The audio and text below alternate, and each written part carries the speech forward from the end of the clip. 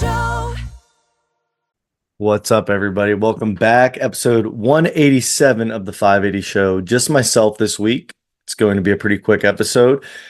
Just a few things I want to touch on real quick. I want to reflect on last week. I want to start this episode off by announcing next Sunday, July 14th. A lot of you have asked. Polar Express 3 signups will go live Sunday night.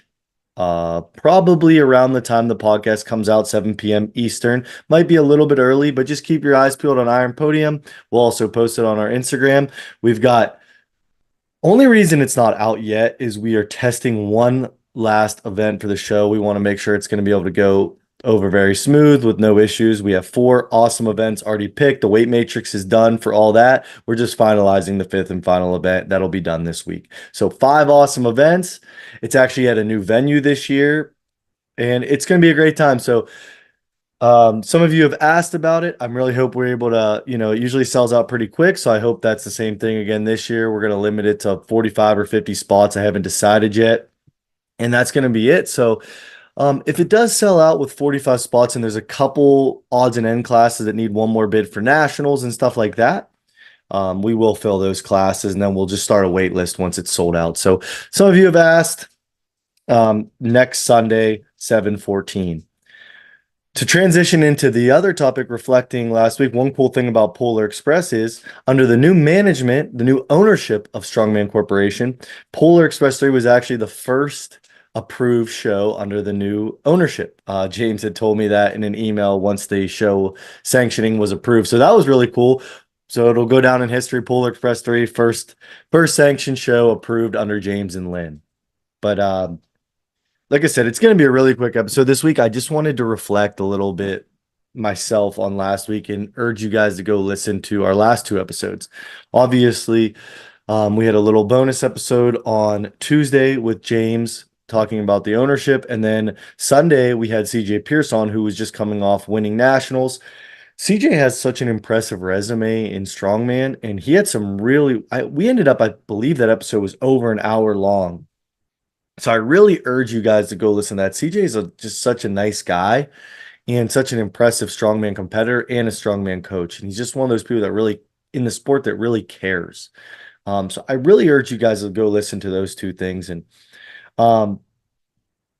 reflecting on last week, I think there were so many positives from James talking and Lynn buying it with him. But the one main takeaway was one clear path.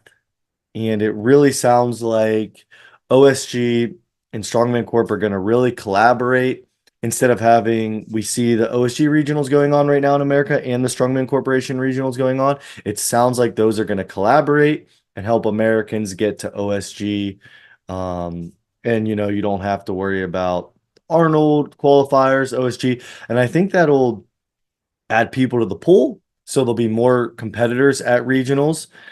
And the quality of athlete will go up because some people are trying to qualify for the Arnold through Strongman Corp regionals and OSG through their regionals, and they don't have to do multiple shows. You'll be able to get more people in it because there'll only be one regionals in America. So it just sounded like James was very, very focused on creating one clear path and finding the best athletes through a clear and defined process, which I think is really cool because, as we know, strongman can be flooded, and I just love that James doesn't want to turn into that powerlifting model with a ton of different federations all colluding, or not colluding, colliding against each other.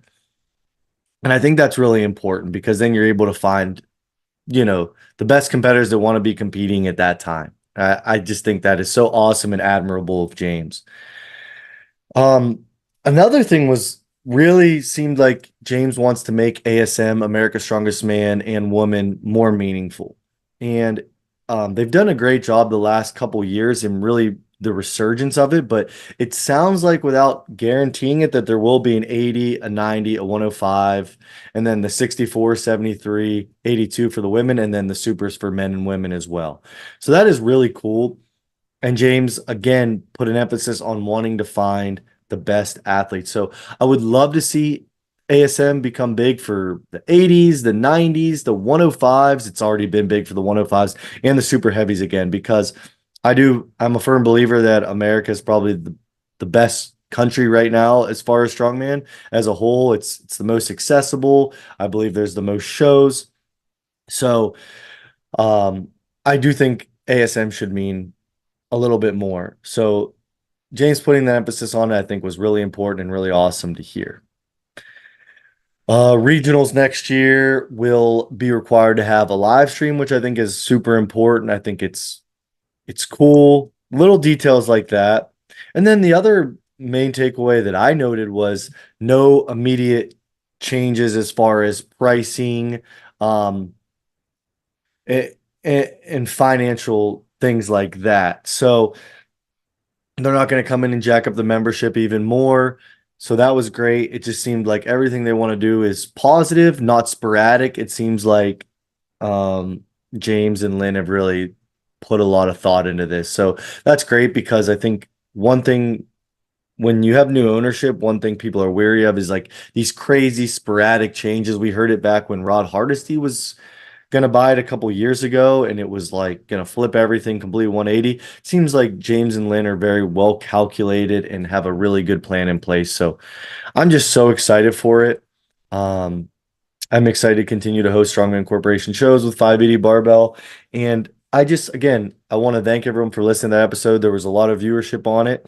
If you have guests in mind that you want to come on, we've have a couple in the next couple weeks lined up, but I'm really trying to get more and more guests on the podcast instead of just talk, too much internally. So if you have someone, please just shoot us a DM, comment on the YouTube, and hopefully it's someone that we can get booked on the pod. So if you want to hear them, also comment down below what your takeaways were from that podcast. If you did listen to it, what you're excited for, what more questions you may have, and maybe we'll have James or Lynn on again here in the near future and try to get some of those follow-up questions asked. So again, thank you all. And we will talk to you all next week for episode 188. Thank you.